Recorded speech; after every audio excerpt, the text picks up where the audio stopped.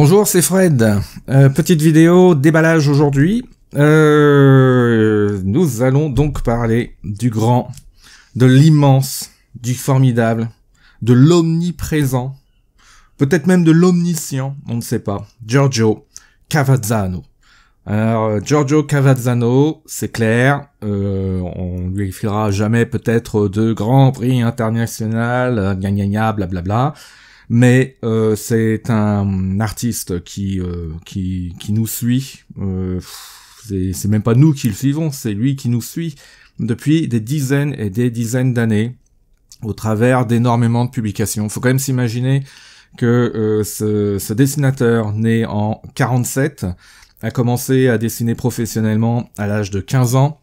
Il était notamment l'élève d'un autre grand auteur qui s'appelait donc Romano Scarpa, et puis bon, il était très inspiré aussi notamment de Karl Barks, qui était un peu le grand auteur du monde de Donald, etc. Et puis bon, bah au fil des années, il a pris son style, il a fait son style, et bon, c'est un style hyper reconnaissable pour beaucoup, très souple, très rond, très dynamique, génial quoi en fait. Donc Giorgio Cavazzano, alors pourquoi j'ai acheté cet ouvrage qui est un recueil de ses croquis, notamment pour les productions donc Disney. C'est Eric Eric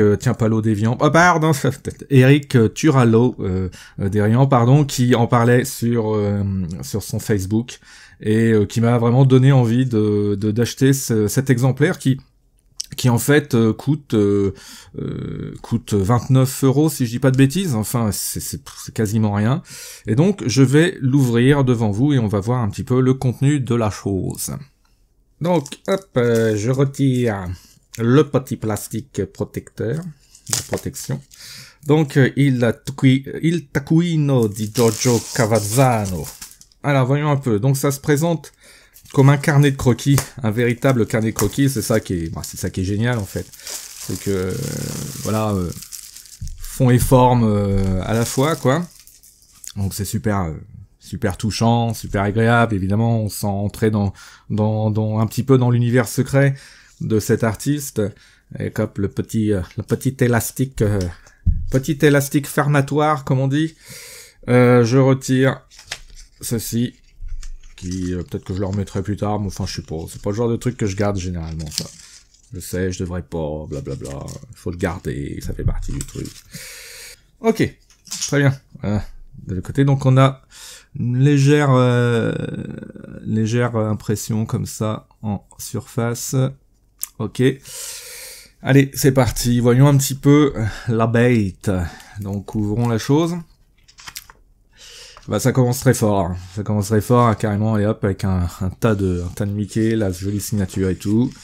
La prefazione, bon, la préface que je traduirai quand j'en aurai le temps.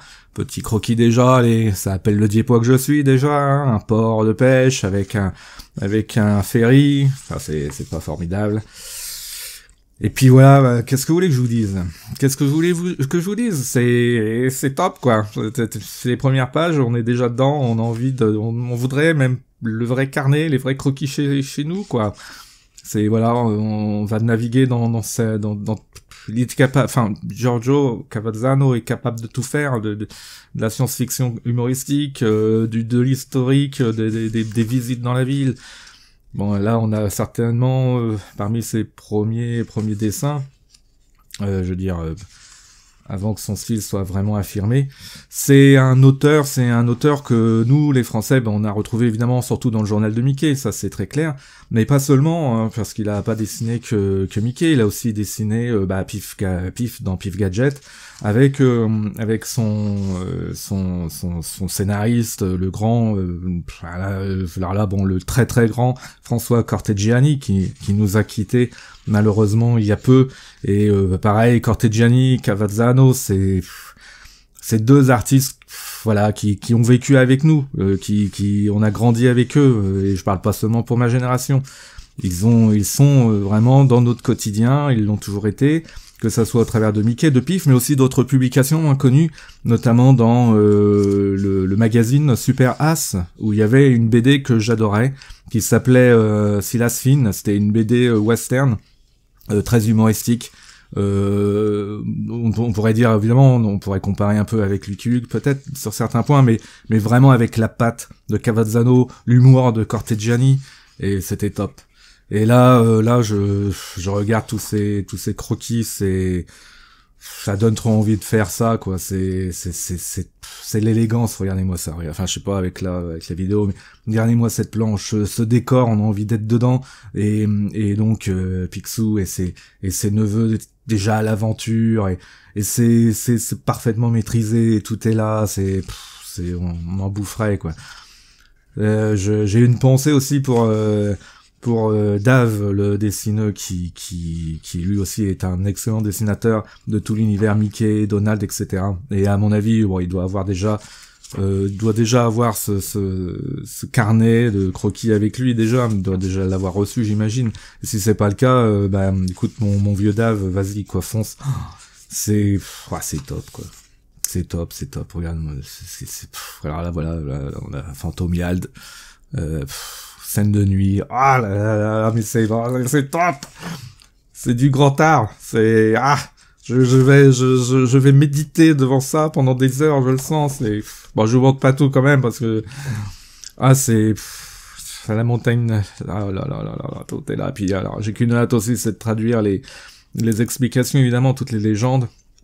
C'est purée, mais quel ah, la claque, il y a même une espèce de Docteur Strange multivers, là, enfin, oh là, c'est, tout est top, regardez-moi ça, c'est top.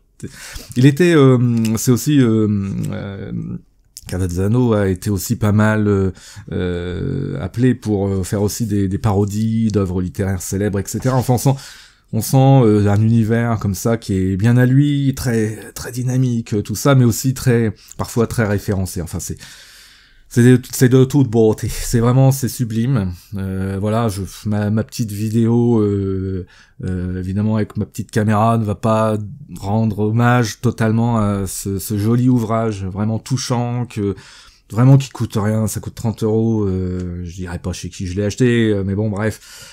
Suivez mon regard et c'est allez-y,